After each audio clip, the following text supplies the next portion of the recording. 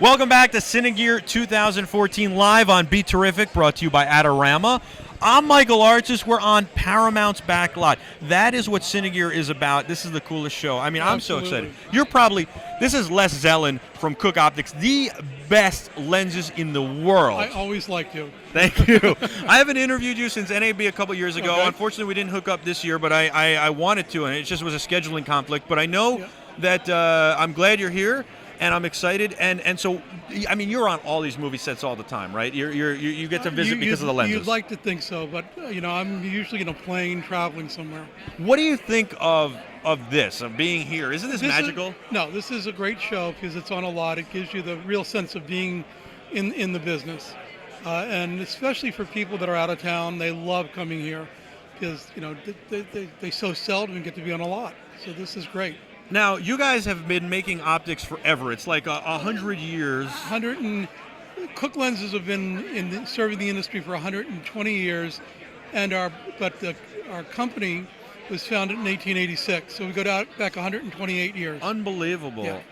Tell me what's going on with Cook Optics now. I kind of feel like there's like this, not only, like, obviously you guys have done so well for so many years, but there's this whole new market because DSLRs kind of pushed everybody to move, and now everybody's putting a PL mount on everything, on pocket cameras, on this, and you see all sorts of crazy lenses on this stuff, but I think that it's all, I mean, if you shoot something that you're serious about, you want a Cook lens on it.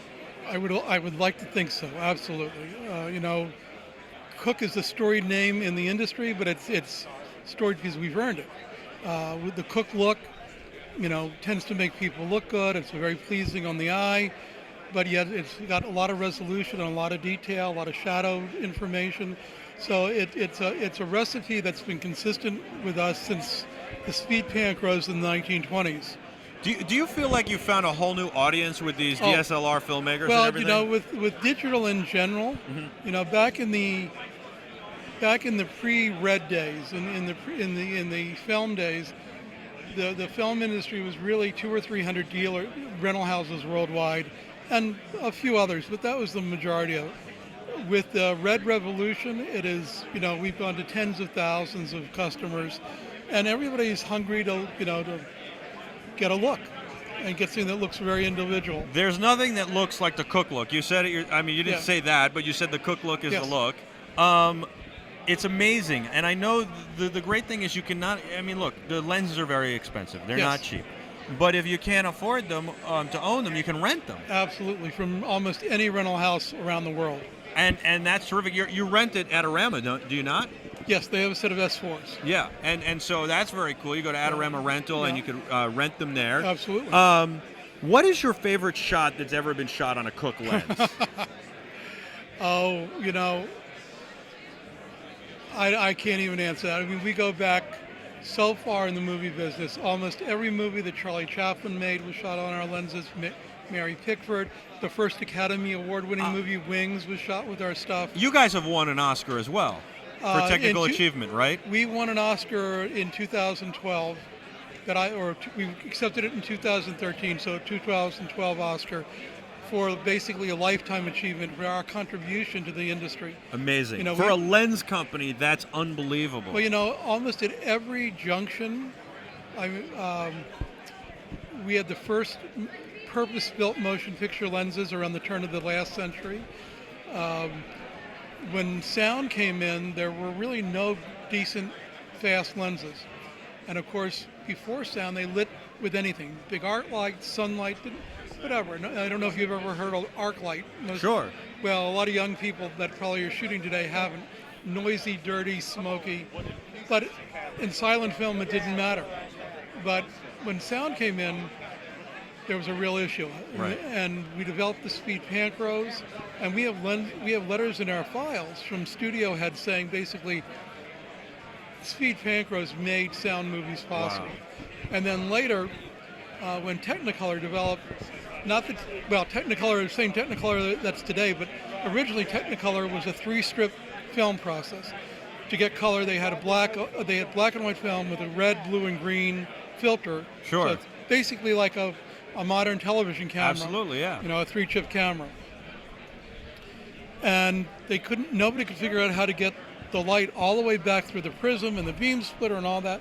And Technicolor sent their engineers to Cook in Leicester, England, and we invented a whole new type of lens for them to solve that problem. I love how you guys are like the Bentley of lenses. You work so hard on perfecting them and getting them right and making sure they're perfect. What is the future? What are you doing in the future? What's like right on the horizon? Well, right on the horizon is we announced last year, and we're delivering this year, our new anamorphic set. Yes. You know, one of the things, the great thing about digital is it democratized the business and made it a much bigger market. And the bad thing about digital is that it's a relatively boring format. No offense to all those camera makers, but that's... Oh, we're using iPhones and iPads. No offense taken. Yeah, so, I mean, it's a boring format. It's sterile, it's static. You know, if you shoot a white wall, a static shot of a white wall, and you shoot that in film, there's something going on. It's not a terribly interesting shot, but there's some grains swimming around. There's something to keep your eye occupied. If you shoot it in digital, there's nothing happening. Yeah. So lately what we've seen is there's been a real resurgence of interest in anamorphic. And the reason, in my opinion, is that it's because digital is a boring format, and they're looking for anything to inject life and personality into it. And traditional anamorphic does that really well. You know, it's got what I call anamorphic funkiness. It's got distortion, it's got odd artifacts, and it makes them much more interesting pictures. And you know, so we're seeing a real interest now because it's much easier to do in digital. You flip the switch and you're doing anamorphic. Les, I'd like to tip my hat to you. You know, well, thank you. I've never been able to actually tip my hat to somebody, but I'm honored. I'm in awe. Well, I love talking to you. We could talk the filmmaking process, filmmaking. We could talk about lenses all day long. You know, you truly have the best lenses. What about here at CineGear? What is your favorite thing that you've seen that's not lens related? Is there something that, like, we got the DJI helicopters over there, we've got the free fly movies. And I haven't been out on my booth all day. Except to come here. Well, I appreciate that more than you know. By the way, have you guys tried a Cook optics on a movie? Do you know? I mean, I'm sure somebody has. I'm sure somebody has, but you know, I would love to see that We're just trying to build lenses and leave it up to the industry on how they want to use them. How's the family? Great. Excellent. Great. Les Zellin from Cook Optics, thank you so much for joining us. This is Be Terrific CineGear coverage presented by Adorama. Go to Adorama Superstore in New York City. Talk to Ben, tell him I sent you. He'll take care of you.